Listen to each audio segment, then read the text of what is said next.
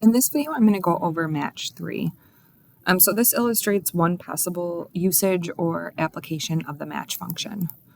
So what we're doing here is we have a list of new hires, and we want to look up their data and to determine if they have completed the payroll form and the parking pass form.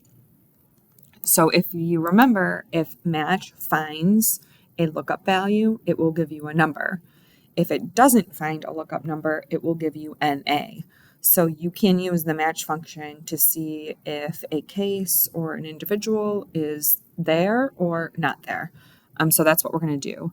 And instead of displaying NA, we're going to use the if error message to display the word missing.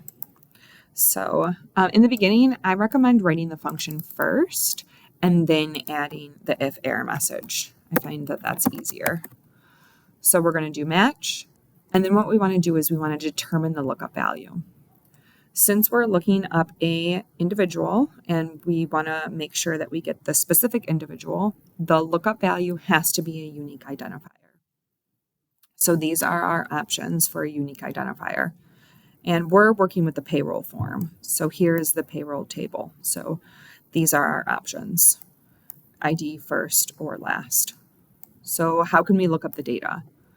So email is a unique identifier, right? Like only one person has this email address. So we could potentially use email to look to see if Hannah is in the payroll table. However, the payroll table does not include email. So that is not an option. We don't want to use first name because first names are not unique. Many people share the same first name, same as last name, right? So people can have the same last name. So we're going to use the ID, the employee ID. That is going to be unique, right? This ID only belongs to one individual. So that is going to be our lookup value. And then our lookup array is going to be the ID column in the payroll table. And again, it is best practice to not include the headings. So I did not include the headings. And I did lock the array.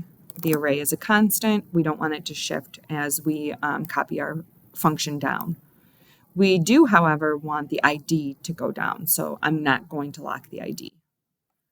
And then the match type is 0, and that's because we're looking for an exact match. So I can copy this down. And you can see that if the employee was found, which means they completed the table, there's a number.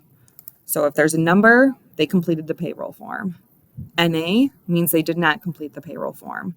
So instead of displaying NA, we want to display the text missing. So I'm going to add the if error function right here in the beginning.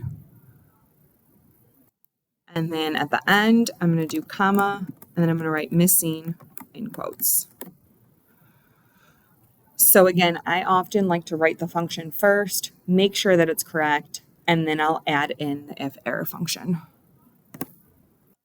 All right, so let's copy that down, and that looks good. So we're going to do the same thing here for the parking pass. We want to see if this individual completed the parking pass form. So we'll do match. And what kind of data do we have in the parking pass? Same thing. So ID, last, and first. So we're going to have to use ID. That's our unique identifier. Again, first and last names are not unique.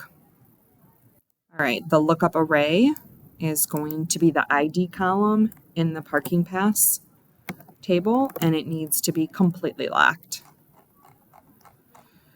And then our match type is going to be 0. Right, a number means the lookup value was found. So a number means that they completed the form.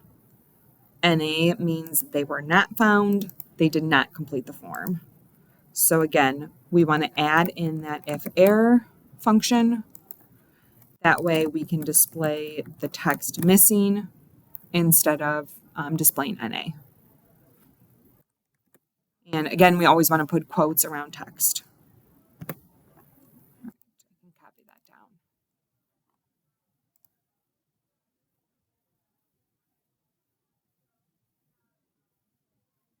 All right, next we want to determine how many forms they have missing.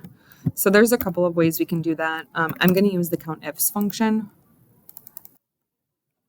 So I'm going to do equals COUNTIFs. This is what I want Excel to check. I want it to check these two cells for the text missing. Right? I want to count up how many forms they are missing. And now we have a record. All right, so now what we want to do is we want to get all the email addresses for people who are missing a form. So we want to display a dash if they do not have any missing forms, and their email address if they do have missing forms. So I'm just going to do an equals if. I'm going to use an if function. So I'm going to do equals if. So if this equals 0, then I want Excel to display a dash. And I got to put that dash in quotes. It's text. And then if not, I want it to display their email address.